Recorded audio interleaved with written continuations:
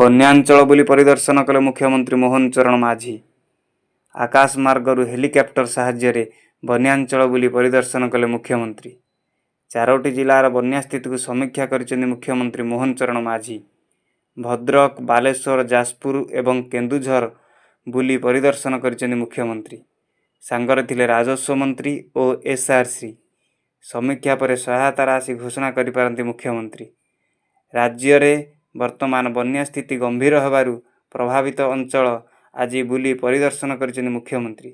4ଟି ଜିଲ୍ଲାର ପ୍ରଭାବିତ ହୋଇଥିବା ପ୍ରତ୍ୟେକ ବ୍ଲକ ଓ ପ୍ରତ୍ୟେକ ପଞ୍ଚାୟତ ନିଜେ ବୁଲି ଦେଖିଛନ୍ତି ମୁଖ୍ୟମନ୍ତ୍ରୀ ଏବଂ ତାଙ୍କ ସାଙ୍ଗରେ ଥିଲେ ରାଜସ୍ୱ ମନ୍ତ୍ରୀ ଓ ଏସ୍ଆର୍ସି।